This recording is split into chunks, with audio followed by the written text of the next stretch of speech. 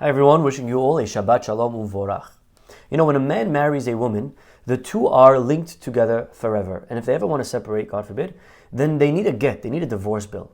Well, what makes a marriage? Is it just words? Do I just say something? Do we have to agree? What is needed in order to perform this union?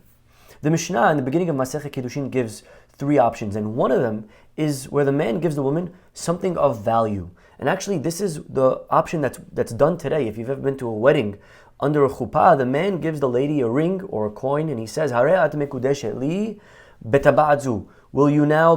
You are now betrothed onto me. You are now sanctified onto me with this ring. And if she accepts it, boom, they are linked together forever. And this idea that marriage can be performed with money is actually taken from this week's parasha, where Avraham also takes. He takes not a woman's hand in marriage, but he buys a piece of land from Ephron in order to bury his wife Sarah. And when he buys the land, he uses money. And from here we learn the idea that marriage can be also done with money. The question is, what's the connection between Avraham buying land and a man marrying a woman? Why of all places do we learn from here? And I think there's a very, very beautiful and important lesson to build a harmonious home. Think about Avraham and Ephron in this sale. Avraham buys a cave and he spends 400 shekel, a lot of money. I imagine Ephron went home that day and he was like, "Oh my gosh, honey, you don't understand. I sold that, that cave, that piece of junk property that I've been trying to get rid of for months. Well, guess what? I sold it today. I didn't just sell it. I didn't lose money. I sold it for 400 shekel. It was a deal of a lifetime." Ephron was so happy. He said, "For sure, I got the better end of this deal." Well, Avraham, the purchaser, guess what? He bought it and he said the same exact thing. He said, "Wow, for only 400 shekel, I was able to buy this cave." Because after all, who was buried there? It wasn't just an empty cave. In it was Adam Harishon and Chava, the two first people that were ever created by God's hands himself. It was a very holy place. And so Avraham says, I got the better end of the deal. Ephron says, I got the better end of the deal. And I think this is an amazing lesson for marriage. That in order for a marriage to work, both husband and wife have to enter the marriage feeling like this. Both have to be able to say, "Wow, I am so lucky to be with this person."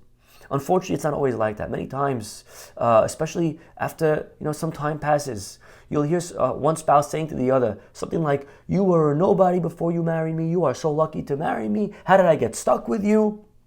God forbid. That's not how to succeed in a marriage. Really, that's not how to succeed in anything in life. With our children, sometimes we could look at them and we could wonder, why did I get these type of children? Look at my friend. His children are so respectful. They're this, they're that. I wish I had children like that. Or maybe with friends, we wish we had different friends. Or with a job. We could always look in life at someone else that has it a little bit better. And our eyes could get big and we could get jealous and we could say, "I wish I had it like that. I wish I had it like that. Why my bad luck, my mazal, I got stuck with this thing. I'm only making this. I only live in that. I only drive this car." And the truth is, in life, there's always better. There's always someone that has something a little bit nicer. There's always someone prettier. There's always someone richer. There's always someone who's a little bit more respectful. But to be happy in life, we have to be able to say, "Baruch Hashem." Thank you, Hashem. I am blessed to be here. I am blessed to have these children. Thank you for these beautiful children. Thank you for this spouse. Thank you for this job. There are people that make so much less than me. Thank you. Instead of looking up, to feel blessed with our lot in life. And this is something I think that we could practice tonight. Shabbat comes. Let us stop for 1 second right before Kiddush. Look around the table. Look at your family. Look at your children. Look at your friends. Look at the people that are there. And say, Hashem, this is beautiful. Thank you for this. You see these soldiers. You see these videos of soldiers coming home for Shabbat. And the kids are jumping up and down with joy. They're hugging the daddy's leg that came back from the army. They're so happy. For what? What are they happy for? Did they get a gift? Did they get a new car? They're happy just to be with their father. Sometimes the simple things in life are the things that are the most beautiful. Rav Palm used to say, everyone's looking for the city of happiness.